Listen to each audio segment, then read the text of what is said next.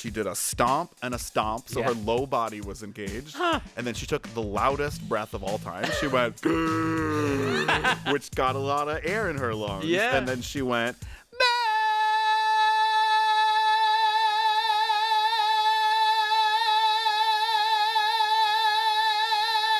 and Shirley Ralph and the girls came. Stop. That was great. Thank you so much. Hey, Sam Sanders here at KCRW. Happy Grammys weekend. Yes, the Grammys are on Sunday, and we're going to talk about the Grammys this episode, but not in the way you think. We're going to skip the who will win, who should win conversations, and instead, we're going to give you something even better. I'm going to chat with someone who has worked himself with many a Grammy winner, someone who has worked with several folks you may see on stage if you watch the Grammys this Sunday night, someone whose playing you're hearing right now. He's a vocal coach to the stars. His name is Doug Peck, and he's here with us for the hour. Doug has coached the likes of Billie Eilish, Hayley Williams from Paramore, Broadway legend Patti Lupone, and so many others. He's also done vocal coaching on TV shows like Agatha All Along, like Dear White People, and Zoe's Extraordinary Playlist.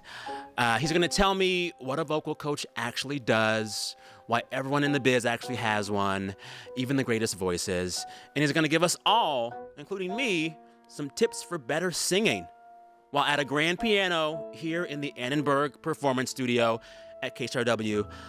I'm so excited. Doug, welcome. Hi, Sam. Thank you for being here today. This is our first interview in the big studio at a piano, you and me. I love it. This feels really good. It feels really good. I'm told this is not just any piano. I'm told this piano, this beautiful Yamaha I'm seated at, is the Nina piano that Mother Simone played when she made her U.S. return. Amazing. And I have a Nina Simone tattoo on my right arm that I look at every day. It's deeply inspiring to me as a musician. So it feels great to be looking at your face, looking at this beautiful Nina piano today. What does your Nina tattoo say to you every day? Well, I think a lot of people know this clip, but Nina Simone said the artist's duty is to reflect the times. And for myself as an artist and for the artists I'm privileged to work with, I want to make sure that the art we're making and the music we're making is always in dialogue with the times we're living in. Yeah. Otherwise, we need to look at ourselves and do a little bit better than that. There you go. Yeah. Okay. I have so many questions for you about what it means to be a vocal coach, what it means to be a vocal coach to the stars.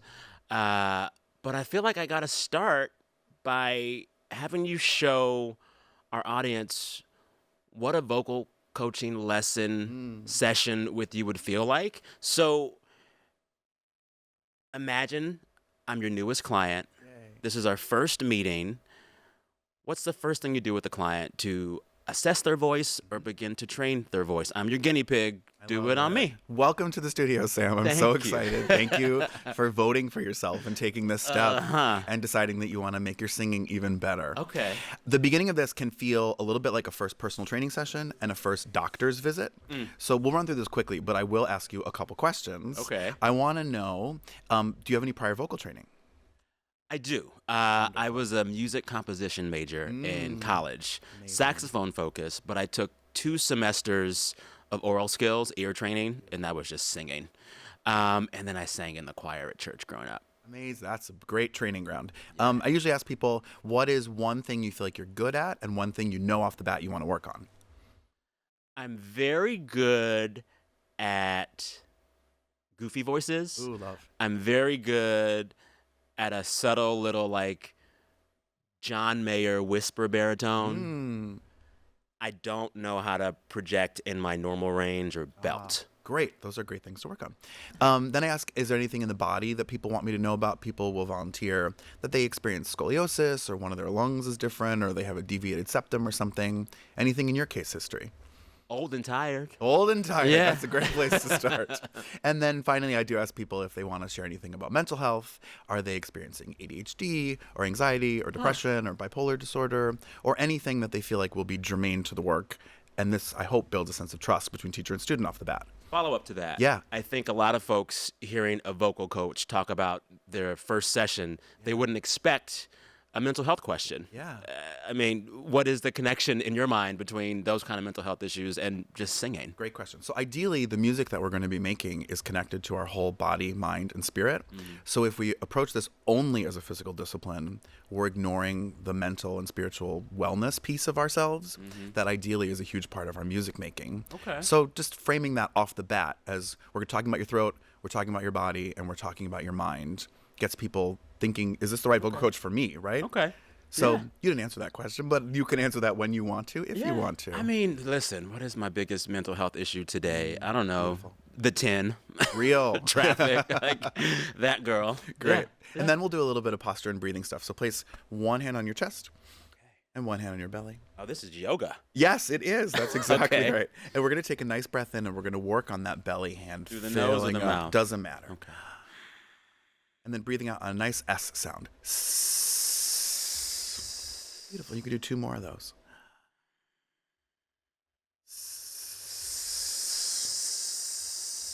And 1 more, just like that.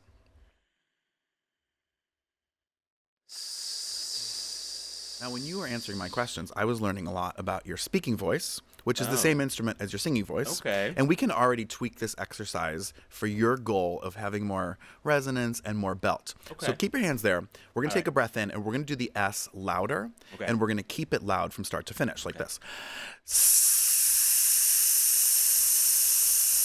Go. Keep it loud, keep it loud, keep it loud, keep it loud, keep it loud. Great. Did you notice a change in your body while you made that sound difference? The core was like, don't It F sure this up. was. You better work. I didn't even tell you that, and your body knew like, to yeah. make that change for you. Strong. That's exactly right. Do 1 more for me and keep your shoulders level. Okay. Try that again. Keep your shoulders nice and level. The breath is low. Beautiful, Sam. Excellent. Yeah. Great. Beautiful.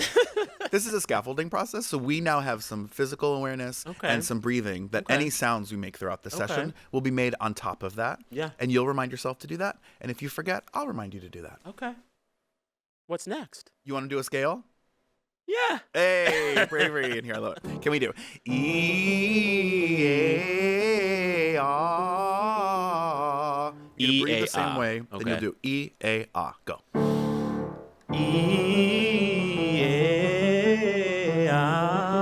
Yeah, we'll go up a half step. Yes. Let's bring the hands back to the body so you have that awareness. A little bit. Okay. Good. Good. 1 more. E-A-R. Good. Here comes A. You guys, Sam Sanders is doing a voice lesson. This is so exciting. Scale of 1 to 10, how loud was that for you? 1 being the softest, 10 being the loudest. That was like a 6. Great. 5. Yeah. Over a whole lesson, over a whole arc of lessons, we would notice, can we get Sam to a 6, a 7, an 8 comfortably? Yeah. And you might be surprised a year from now, your old 5 is your new, 2. Okay. That would grow over time, just like being in the gym. That felt good. Yay! Okay, We're off to a great start. Our first assessment is done. Work. With that, I got to have you explain very clearly for folks who think they know but don't really know, what does a vocal coach actually do? Because it feels like it's not just the singing and the scales. Yeah. So I just want to say off the bat that I feel very privileged that I get to work with some amazing artists who include me not only in their vocal training, but in their transition of their songs from the studio, where they record them in pieces. One day they'll do the verse, the next week they'll do the chorus, then they'll spend some on the bridge and then do another chorus. Moving that towards, in my studio, sometimes is the first time ever that they sing a song all the way straight through, thinking towards a television appearance and then including such a song on their tours. So we're learning how to take a song from recording it in bits and pieces. And obviously, the way music is made now, it can be really granular. A note, a phrase, a section, also done over long periods of time. Now they got to do the whole song all the way through. And like every night. And every night. Maybe an encore. That's right. That's interesting because it's like, I know that songs are recorded this way now. Like you record in bits and pieces, you layer dozens of times, you'll do multiple takes just to get the right word sounding the right way. But I guess that makes sense. A lot of these singers have never sung the entire song all the way through, even after it's recorded. And then they come to my house and they stand in the living room by the piano, just like this, and we work it all the way through and we learn a lot. And then with grace for each other, we start to put the piece together and figure out, oh, maybe that verse can't be so quiet. It'll be too jarring of a transition to doing the bridge so much louder. And we decide, is this the right key to perform it in? Sometimes yes, sometimes no. And then because I come from both an acting background and I have an English degree, we really dig into the lyrics and the meaning. A lot of times singers leave and tell their parent or their partner or their manager, that kind of felt like a voice lesson, and it also kind of felt like therapy. And we're like, I'm not a licensed therapist, but we are touching into those ideas of what a song means to you, what it brings up, how you feel when you sing it, and what the body experiences while you sing it.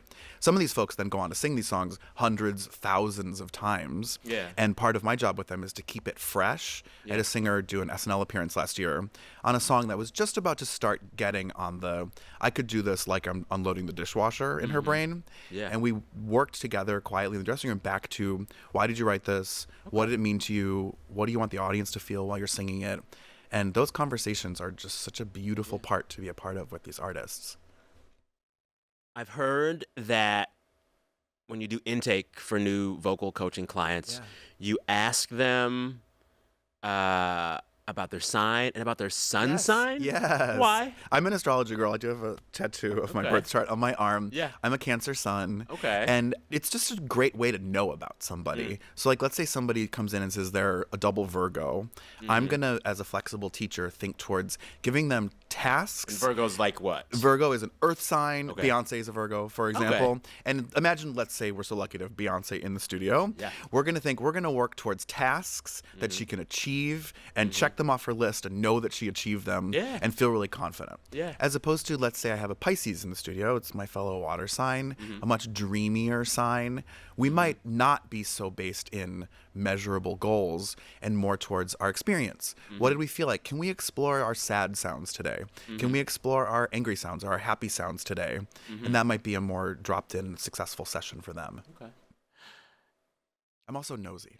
I love that. I love that. What is the weirdest kind of thing that people reveal to you in these vocal coaching sessions? Because if it feels like therapy, I'm sure all kinds of stuff is coming out.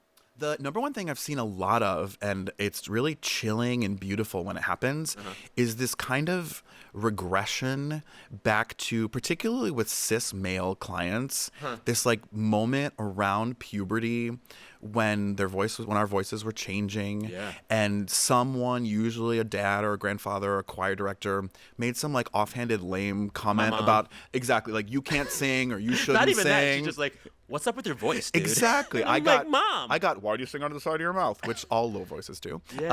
But as a cis male, I think a lot of us tend to just like identify with that and limit ourselves. And we have this experience of the body and the breath opening. A lot of people come back to that comment and can sort of erase it from the whiteboard of their spirit and then go back. I had a client, I'll change the name, but we were singing and he said, that's little Timmy's voice. Oh, my God. And I was like, oh, my God, this is a large man in his 40s who has a booming voice. But we just got all the gack out of the way, and he was just singing with his natural sound.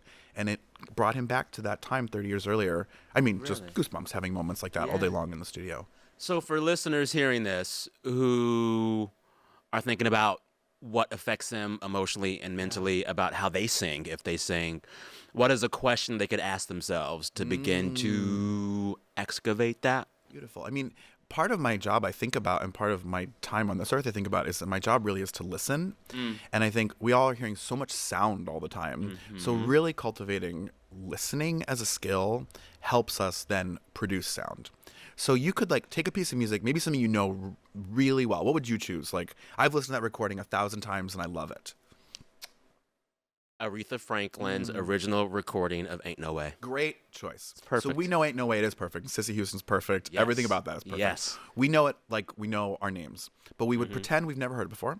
And we could take out a piece of paper and just write down what we hear in a very like F that man. How dare you treat her like that? That's exactly right. And then we could think more imagistically of like, is it warm or is it dark? Is it bright? Is it blue? For a different person, different sounds and different colors can come up. Yeah. Some people have synesthesia where they associate the colors with the notes. Some people don't. But you'd be surprised if you just listen to a song all the way through and you write what you hear and how it makes you feel. Then when you perform a song, you can think towards, well, I want the listener to have that response. Yeah. So how can I practice evoking those colors? Yeah. Give me another vocal warm-up. Sure. We're going to do an open mouth NG. So you can put your finger here and open your mouth. And we're going to say, why am I doing that? Because it's a vocal warm-up. And this is the part where you say, I think a lot of people would think, especially with celebrities with identifiable voices, that every note you're going to make in the studio is supposed to sound good. Yeah. No. Yeah. Just like in the gym, you're not posing for pictures. You're doing I guess in LA that might not be true. You're developing different parts of your bodies to do different things and become stronger. A lot of the sounds we make in the studio are actually ugly. And that can be a little moment for somebody to be like, wait, I don't want anybody to hear me doing that. And they kick their record label people out of the room when we do those parts of the warm-up. Yeah. But is it okay with you if we make an uglier sound now? Let's do it. Awesome. Put your finger here, open your jaw, and say, Wait. Sam Sanders is doing open mouth NG. Here we go. That's exactly right. And try to leave this finger until the jaw just stays open. Yeah. Now we're going to do some pitches.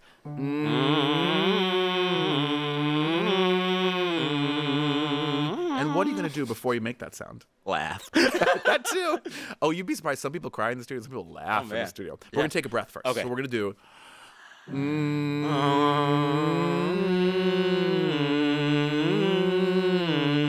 Good. Another one. Yeah. Take another breath. Yeah. Good, Sam. Do you still feel those belly muscles kicking in? A little bit. I should work them harder. I should keep them tighter. Allow them to help you as you're working. Yes. Don't think about tight or squeezing. Should is a hard word. Yeah, because then we're going to get on stage and think, Yeah. And if we're Bruce Springsteen, we want that. But I think for your vocal goals, we maybe want something a little smoother, a little silkier. Do that one more time. Hand on belly, and then hand on chin. Okay. And we're going to go.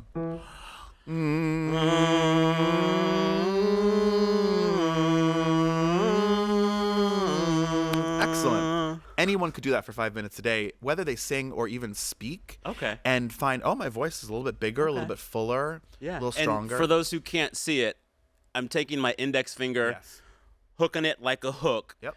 And that hook is pulling the bottom of my jaw open and keep down. Keep your mouth open. Most of us these days don't really open our mouths very much. That's true. Part of singing is learning for the mouth to be more mobile. Yeah. You were saying on another podcast that people don't talk loud in modern culture anymore. No. We're not yelling across the farm, come home to dinner. Yeah. But that act of speaking bigly affects our singing. That's right. When we're learning vocal pedagogy, those of us that learn to teach, we talk about the call a lot, where I would say, hey, Sam.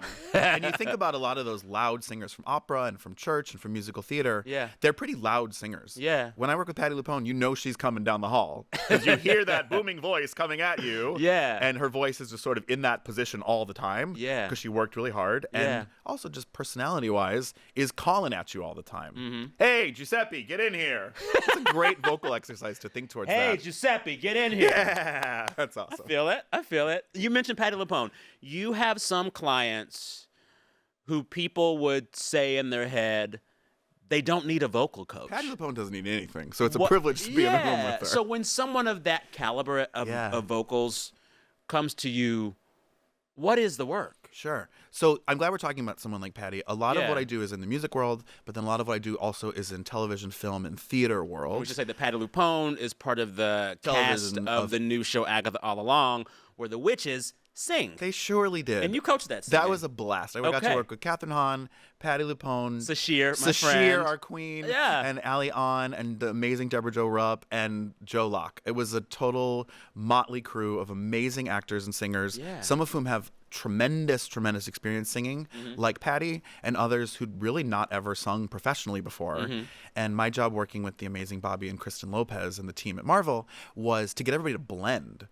Well, because it's like you have people who don't sing, sitting right next to Patti Lupone. Correct. And we, had an amazing day in Atlanta where we recorded everybody's vocals separately. So This is the Witches Road song. The Witches Road song, Okay. both the chant version. Play a little bit so folks can hear it. I don't remember. Down the road, down the Witches Road. Yeah. By the way, we all love all of the TikTok, YouTube, Instagram reels and performances of people, especially drag queens, singing along to Down the Witches Road. I love and it. some of the drag queens really captured the character of Sashir's part Yeah. and Patty's part, how they sang it. Yeah. Patty obviously does not need me to teach her how to sing. She's been working with the same voice teacher for decades. They're up to great stuff. Yeah. But I could help her learn the music and be a second set of ears for her in the blend, in the balance. And it's the blend just basically being like, Patty, 20% less. A little bit sometimes, as well as, a little more vibrato, a little less vibrato. Yeah. And then the big thing for us when we're working on blending is vowel sounds. All of us are from different places on Earth. Yeah. And the way our parents speak and the way our grandparents speak and the way the people we like and want to sound like speak is all a little bit different. Mm-hmm. So when you get 5 people who are from different places with different ideas of how to pronounce the word down, for example, we got to agree on that and line it up. Which regional dialect wins? Midwestern, I mean, when Southern? we're making music, it tends to be slightly warmer. Okay. I mean, the big So a conversation. little Southern? A little bit always helps. Okay. And then I just love to normalize talking about this whenever we're working in a pop idiom, which Agatha's not. But to go over here for a second, we're making sounds that are based on Southern Black American speech. That part. And we want to sort of live in that world as much as we can with respect. Yeah. And allow, when there's Black people in the room, to lead what the sound is going to be. Yeah. And the rest of us can try our best to blend with it and keep up. Yes. What is the hardest song you've ever had to coach someone to sing? I've done Dreamgirls twice. Something like And I'm Telling You. That's oh my God. the holy grail. I got to do that with a couple actresses, Raina White, Alicia Gamble, and the amazing Donica Lynn, a gospel singer out of Chicago. I want to pause you and have you demo for me how you would set them up for that final 45 seconds of And I Am Telling You. Like, how do you get someone in there? Play it, show me, example, So you go. and I worked on this kind of breathing. Yes. And Effie's Hands on gonna chest work and stomach. on this kind of breathing. So, okay, let's visualize it. Effie's breathing for that song is hands We're in up, a Y hands position. out. Y you position. think about Evita. You think about Effie. You Okay. think about Whitney Houston at the end of almost the national like a anthem. superhero pose. A superhero because pose. Whitney at that anthem, hands up. Totally. Chest to the sky. That's right. And on her high notes of One Moment in Time, she went to that same position. Okay. And what does that technically do for us? It creates more energy in our body. And it also allows our lungs and our ribcage to become larger and stay larger longer. Can we call this the Effie stance? We sure can. That's what it's called now. Hands up and out, chest big, lungs open. And it's good to learn from our predecessors. You think about how Jennifer Holliday did that. She did a stomp and a stomp, so her low body was engaged. And then she took the loudest breath of all time. She went, which got a lot of air in her lungs. Yeah. And then she went,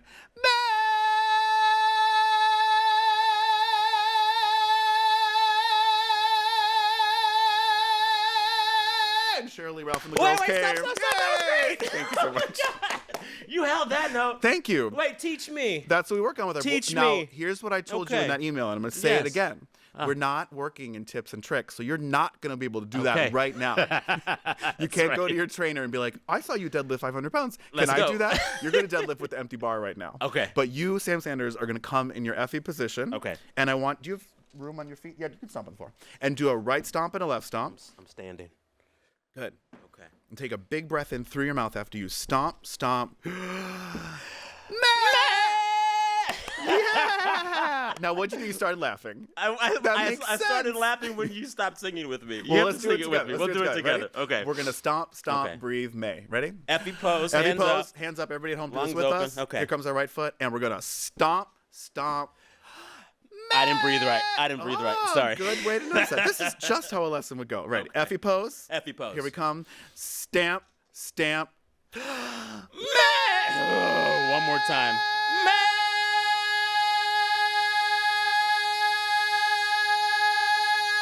You better. That's great. You're better than me at that.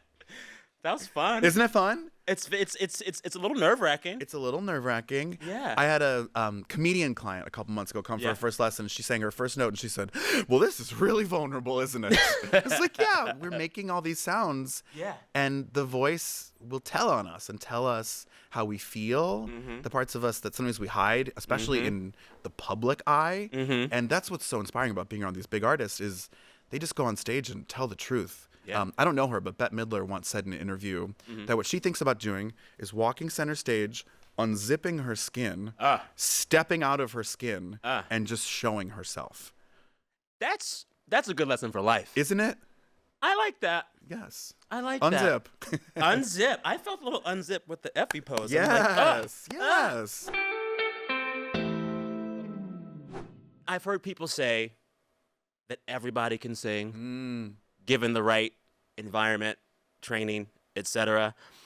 I also know people who are absolutely tone deaf and have been tone deaf for their entire lives.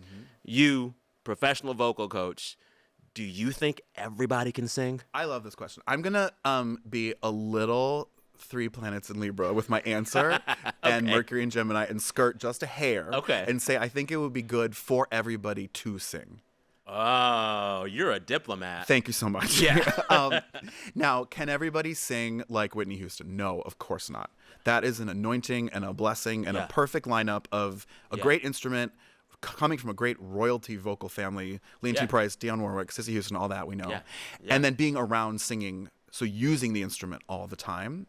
So no, not everybody can do that. But everybody can go further from where they are and learn to sing louder, higher, more expressively, have more fun, be less self-conscious when they're singing. And the study of singing has just now been proven over and over and over to help us with mental clarity, to help us as we age. It just is a wonderful practice for our whole life. One of my soapbox issues is that in other cultures on Earth, people sing more. Like all the time. Like you go to a pub in Wales and there's dudes who you would never see singing in the United States singing with their arms around each other at the top of their lungs. Go to any continent on Earth that's a little bit less colonized than ours and you're gonna see people singing as part of their life. So much of the energy around, well, in the same way that straight men will hold hands in other countries. There's so much kiss each other. No homo energy. That's right. It keeps you from singing. It keeps you from dancing. It keeps you from expressing. Yeah. Especially, we can talk about this, a lot of men are very scared to sing in their head voice or falsetto. And I also want to take a second and define once and for all head and chest voice because people think they know, they don't know. But go ahead. Go ahead. So men are fearful of singing in their falsetto, their head voice. Okay. So in our vocal cords, we have 2 little baby sets of vocal cords. There would not be a quiz on this. One is called the cricothyroid. One is called the thyroretinoid. It's like in our arm, we have a bicep and a tricep. And those 2 muscles work together to varying degrees depending on how high or low or loud or soft we're singing. And in comprehensive vocal training, I'm always assessing, does that person have a strong chest voice and a strong head voice? If not, what do I need to strengthen? And then ideally we're moving towards what's called mixed voice, where the 2 are working together. That's exactly right. Because of no homo energy, a lot of kind of men of all sexualities are scared to make sounds like the one we're about to make.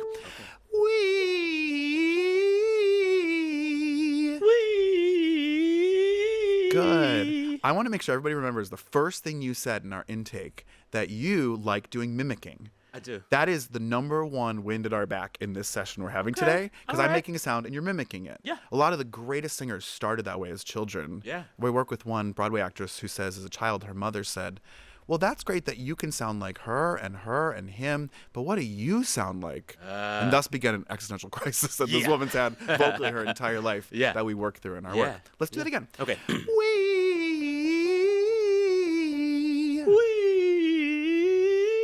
Beautiful. Sam Sanders is not scared to sing in his falsetto. 2 more.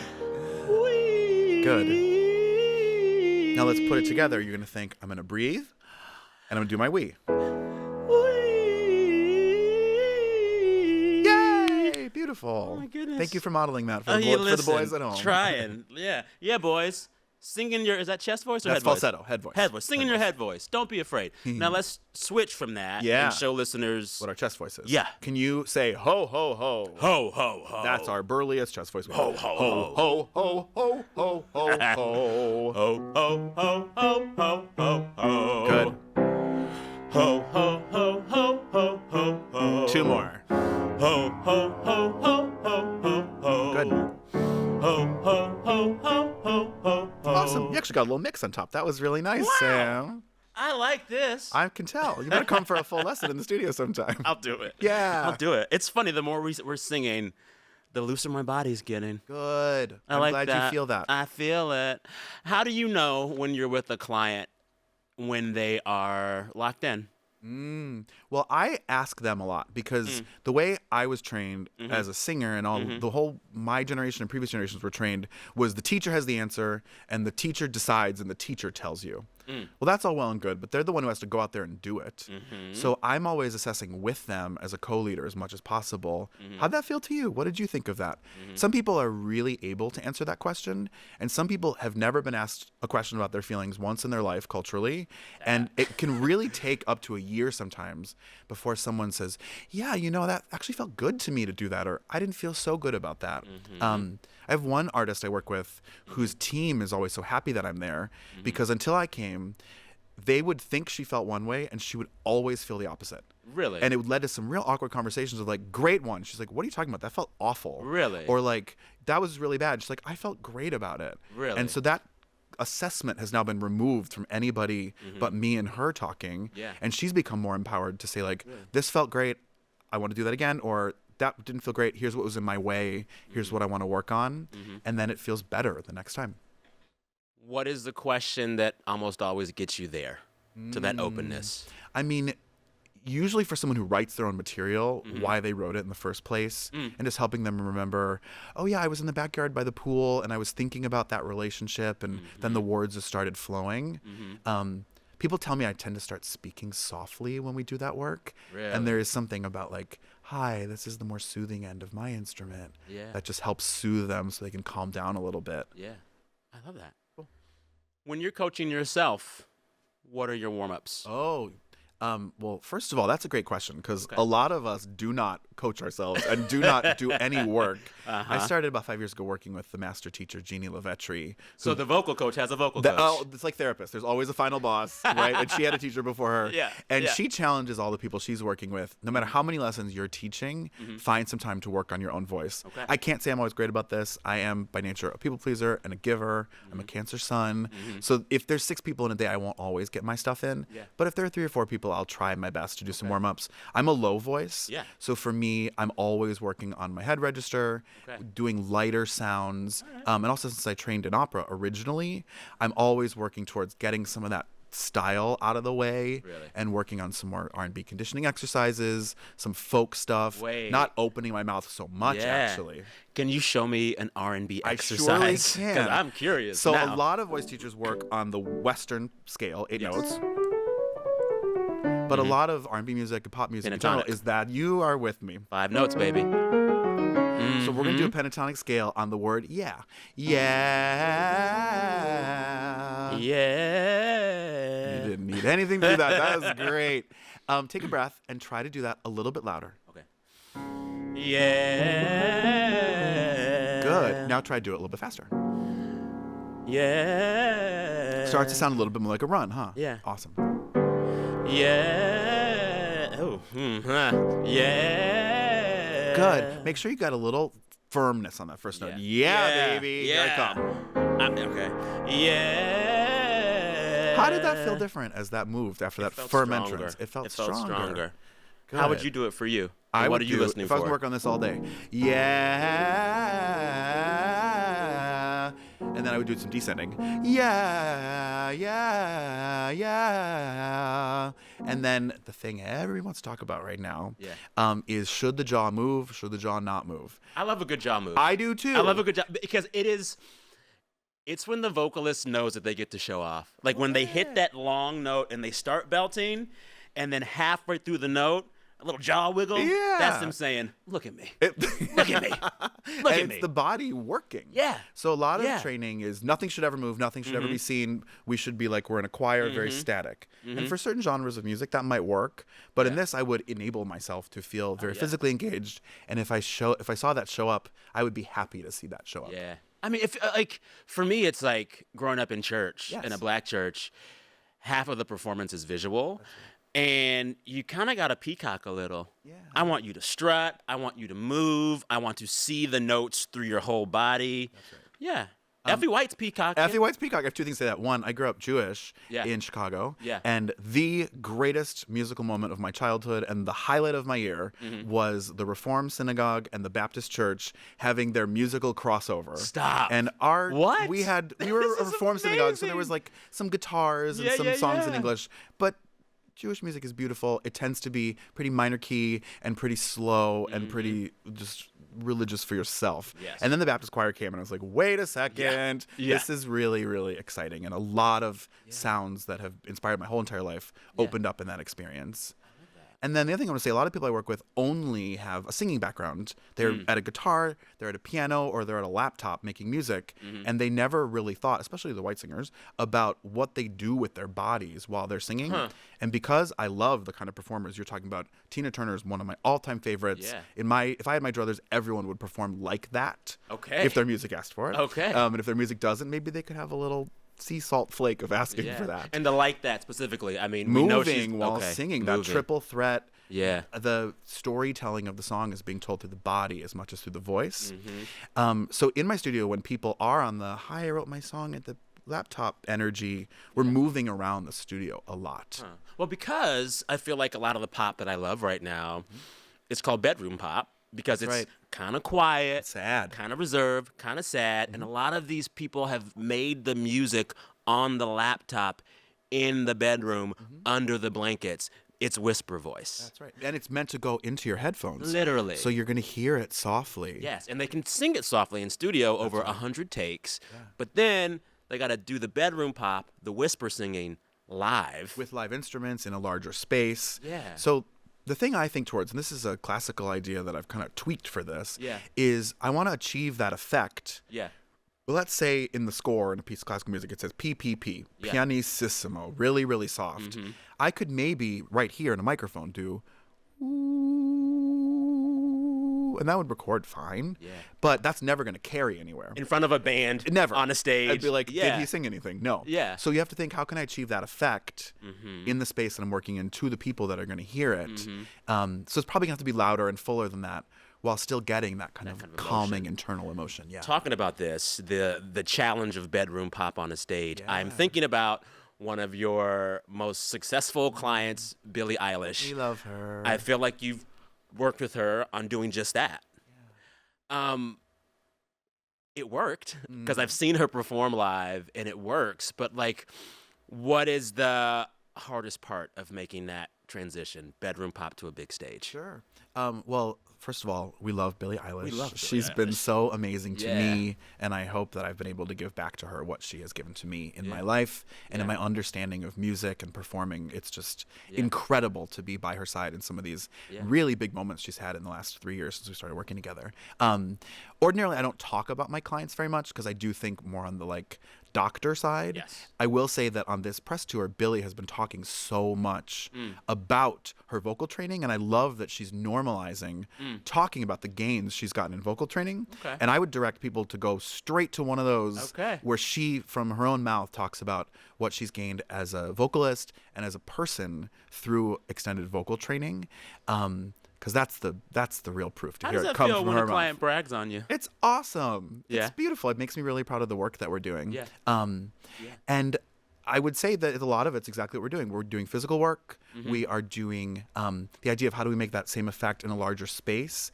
And, as I was saying before, a lot of times singers come in with very clear goals. And boy, howdy, did Billie know exactly what she wanted to do. And I thought of exercises that would help her get there. And it's been so fun.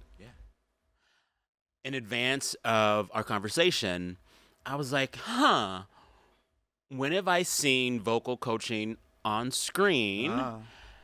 do I like it? And is it actually true to life? And I kept going back to The Sound of Music and Sister Act 2. Yes. When nun Whoopi Goldberg is coaching the kids. Yes. Is that how it works? When you see vocal coaching on screen, are you like, that's all wrong? Well, I mean, we're around the same age. And for me, when I saw her put her hands on her belly and push in a little bit and that big voice came out, I thought, oh, yeah, that would probably work. Okay. And like little baby voice teacher me thought that's probably pretty helpful. There's been a big change in the voice teaching industry because we are often alone in a room with somebody. Yeah. It used to be way more hands-on, and now we really ask for consent every single time you touch somebody.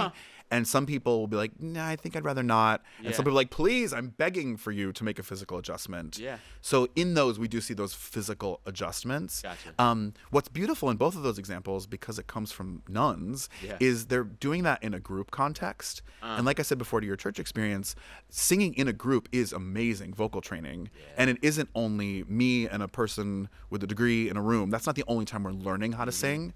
And I think you'd look at a lot of the great singers of all time. I don't know that Ella Fitzgerald had any formal voice lessons, but one of the greatest singers ever walked the face of the earth. And she was always learning from the musicians she was playing with and the church choir she sang in, and just being around singers all the time is one of the best educations you can get. Yeah. I guess we should define it before we talk about it. But one thing I am over, and it's been in the water for more than a decade now, these pop stars singing in cursive. Oh, sure. You know what I'm talking about. How would you define that, singing in cursive? So if I was going to say the Sam Sanders show as cleanly as I could, I would say it exactly as I speak. Yeah. Right? Yeah. And then there's become an affectation which has been called singing in cursive, where I could then say something like the Sam Sanders show with a lot of curly cues in the pronunciation towards an affectation of someone else's sound, someone else's singing voice. And a fake accent that isn't even placeable. It's like a lot of things now. Like, it was created online and has mutated in a couple generations now towards a new thing. So it is real and authentic to the people who use it. Okay. It's just not where our ears started and what. Can you what's sing happening. some so we can hear it? I don't practice this a lot, but sure. If I was gonna sing "Somewhere Over the Rainbow," I could maybe go in the direction of "Somewhere Over the Rainbow." A little more on the country cursive side. Exactly. How would you sing it in your cursive? Oh God. Over the rainbow. It's like not quite British, not quite boarding school, but like something. It's a lot. It's a lot. What's the psychology behind that? Making up a new accent to sing in. I don't get it. I would say it's based on a lot of observing and then trying to recreate something. Right? You see this in fashion now too, of like, I saw this look from the 80s, so I want to dress like I'm in a costume of that look from the 80s. It's a recreation of something. It's a blend of something that already existed, as opposed to, I'm Shaka Khan, I sing like Shaka Khan. There you go. Period. Yeah. Right? Yeah. Shaka Khan's not out here trying to sound like somebody else or put on an affectation of a voice. Yeah. Yeah. Huh. You started playing Somewhere Over the Rainbow. You let me know before this taping that that's one of your favorite songs to teach. Yes. Why? It's simple and it's slow. So when we're learning a new skill, I learned this in the gym before I learned it in the vocal studio, that you practice a skill slowly. So if we're going to try to jump into a up-tempo, fast piece with tons of range and tons of intervals, you can't really clock, where's my breathing, where's my body, what register am I in? Something at a slow tempo, you can notice, oh yeah, I took a breath and that went there and then that went there. And maybe I felt something while I was doing that. Okay. It's also hard. Songs that are deceptively difficult. It's got some jumps. The tempo is slow. You got to work on your breath control. And then also a song like that can go in any direction style-wise. You can do more classic Judy. You can go in the Patti LaBelle direction. You can do it. Texting about the Patti LaBelle R&B soul gospel rendition of Somewhere Over the Rainbow, and it's just... And she picked that mic up and she threw it over. It's her own iconic performance energy. For those that can't see, I am wearing my Patti LaBelle Muppets Alphabet shirt today. Yes, because one of the best Sesame Street songs ever is Patti singing the ABCs. That's right, in her gospel, she does it slow, then she does it fast. That's a Gemini at work, that everything can have a sense of play and fun and adventure to it. What is the biggest vocal lesson that Patti can teach us?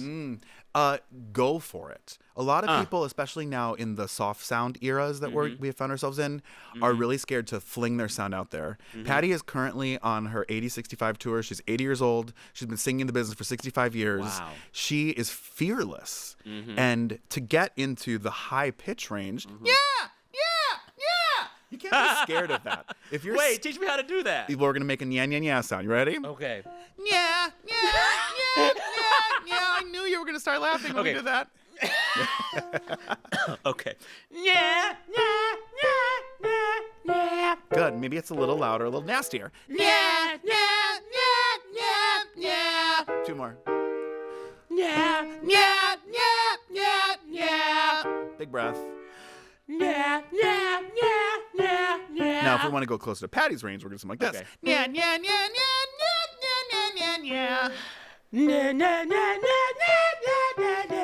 Excellent. Let's come back to our Effie pose one time. Okay. The arms are going up.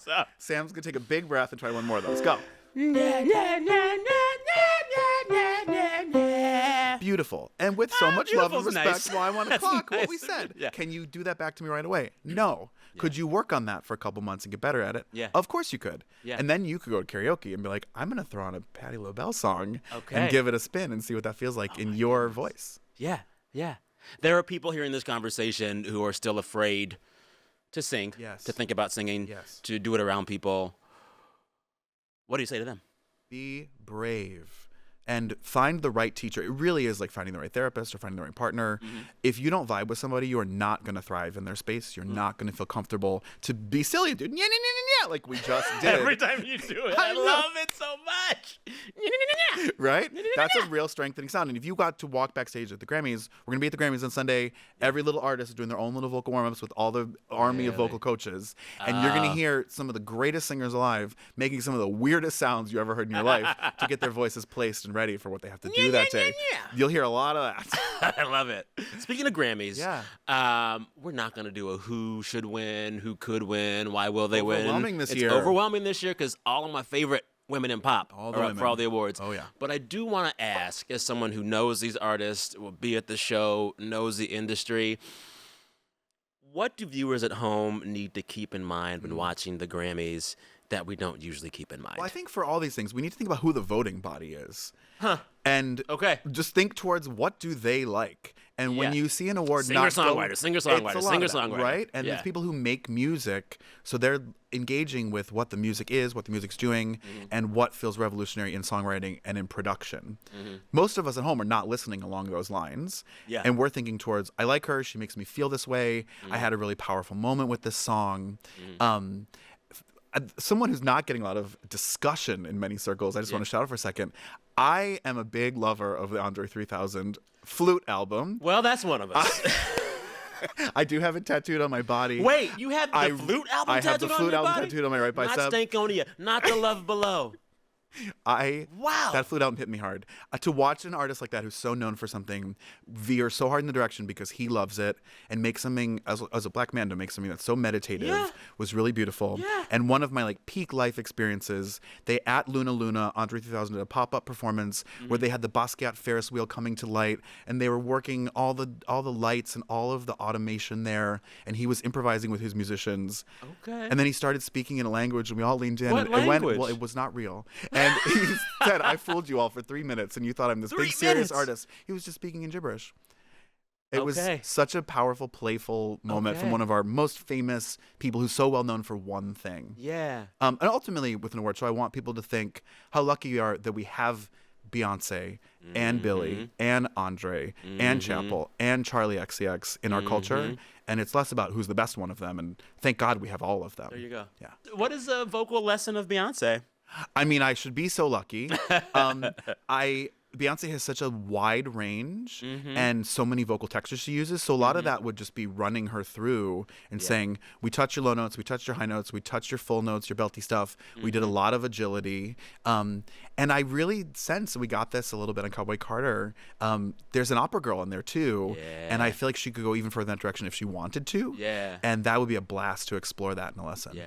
I love with Beyonce, and to a lesser extent Nicki Minaj, the way in which they allow their voices to inhabit several different characters. That's right. Like Beyonce has rapper Beyonce voice, opera Beyonce voice, gospel Beyonce voice, stripper Beyonce voice, and they're all powerful, and they all speak to this way in which, like, emotionally she inhabits different personas through the vocals. And she can blend, and which a lot of people who are big stars like that don't care to blend or don't know how to blend. She can go right from one to the other. Yeah. And you kind of saw her get to this point because there was a few years where she had to call any vocal alter ego Sasha Fierce. Yes. Oh, that's Sasha Fierce. Yes. And now it's just Beyonce.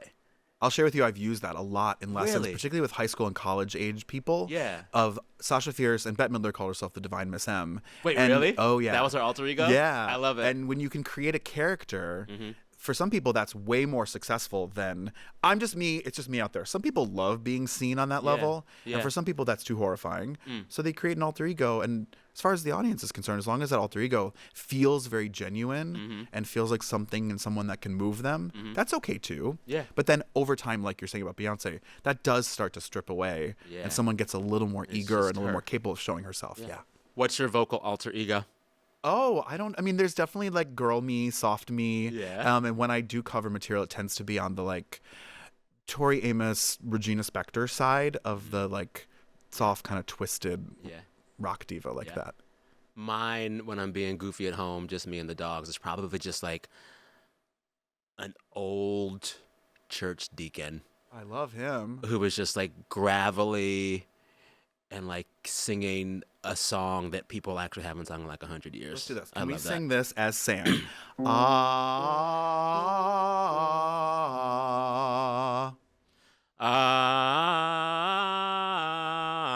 Are you okay showing us the deacon singing that exercise? What's he gonna sound like? I don't know. A lot of vibrato. I think so. In my day. Very in my day. Very in my day. That's great. Do it. That's here. enough. Do one more. Okay. Let him out. That was good. Thank you so much. What that was that sounded one great. That you were doing? I mean, that was me demoing the deacon back to you, right? That's closer to opera training. You might notice if we watch that back, or if we had a mirror here like I do in my studio at home, your mouth was a lot more open.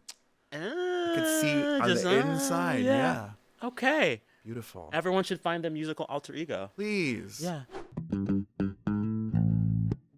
You told me that you brought a gift for me? I did bring a gift for you. Okay, so I have an amazing friend who knew that Aretha Franklin is my all-time musical mother, one of them, and she wore a very famous hat.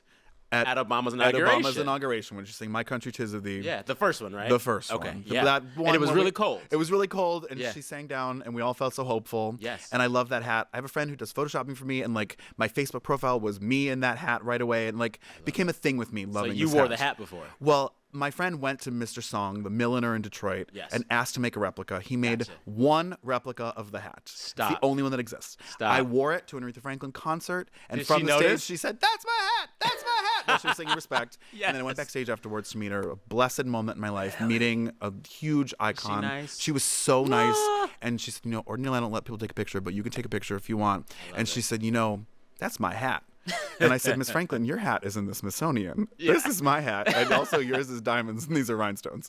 And this is on this little Buddha head in my studio always. And people like to try it on. And I thought, because you and I share so much musical taste and so many musical inspirations, I thought if you would like to try, you're certainly welcome to don the hat upon your beautiful bald head. I would love to try it on. And while I wear it, oh my God. Mr. Song, here it is. While I wear it, you're going to give me a vocal warm-up that you would have Aretha run through. Oh, and we're going to do it in the spirit of Aretha. Look, that's going to be a woo, woo, woo. This. You ready? Woo, woo, does it go forward? Does it go back? Woo, back on the head. Here's some woos. Woo, woo, woo, woo, woo. She said, woo, woo, woo, woo, woo. Woo, woo, woo, woo, woo. Woo, woo, woo, woo. Channel your Aretha. Woo, woo, woo. Bring back your Effie arms. Come on. Woo, woo, woo, woo. Two more. Woo, woo, woo, woo, woo. Last one. Big breath. Woo, woo, woo, woo, woo. Work, Sam. Yes. That's for Aretha. Yeah. Oh my God, that was so fun. That was so fun.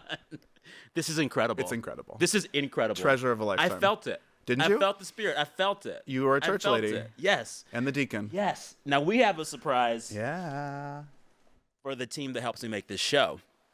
When we were talking about your favorite song to teach, you said Somewhere Over the Rainbow. I surely did. And then I said, oh, that's wild. That's my favorite song to play on the saxophone. Come on, Lisa Simpson, let's go. Yeah. So I didn't tell anyone here, but I brought my saxophone. It's in the green room. Somebody go grab it. Yes. We're back. Yeah. And now I'm standing next to you with the saxophone hanging around my neck. We love to see it. Because a lot of my vocal journey has been through the saxophone. So the reason I began playing the saxophone when I was a kid, growing up in church, every Sunday morning, the song service would be led by this amazing woman named Sharon Jules. And she had the voice of an angel. And when I was like 7 or 8, I said to myself, I want to sing like her. And then I realized I could never sing like her. You got to sing like Sam. Yeah. But what I could do on the saxophone was play like her. So my entire time playing the saxophone growing up, I wanted to play music. I wanted to play like saxophones played. But most of my energy was trying to play the saxophone the way people sang. Chills. I love it. Always. I love it. Always. So in the spirit of playing like people sing and you mentioning that Somewhere Over the Rainbow is your favorite song to teach, let's play it together. I'm obsessed. But first, tell me what part of Somewhere Over the Rainbow is your favorite or hardest or whatever to teach? What part of that song? That octave jump right at the beginning. It tells you everything you need to know about someone's understanding of their registers and of intonation. And I love that we're going to go in this direction because one of the best reasons to teach this piece after what it asks from us technically is where to go with it emotionally and stylistically. And I love that with this prompt of who inspired you, I have a sense we're going to go somewhere I've never gone with it before. Very emotional. She passed maybe like a year or two ago. Bless her memory. So for Sister Sharon. For Sister Sharon. Who would never sing this song over a church pulpit. Because it was secular. It was That's secular. right. But we can do it. And for Mother Patti, who always did sing this. So we're going to give a little bit of Sister Sharon here, a little bit of homage to Patti. And let's just try Judy's always here. Judy's always here, too.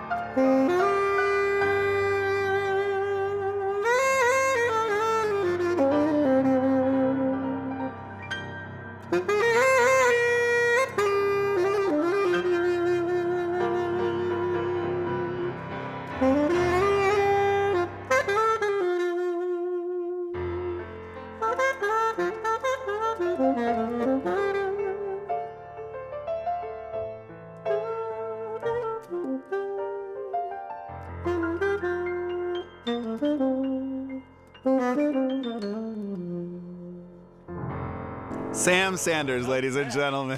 Thank you. Work. That was so beautiful. My new duet partner. Yes. Come on. Love. All right. From the Annenberg Studios, Doug Peck. And from the Annenberg Studios, the amazing Sam Sanders.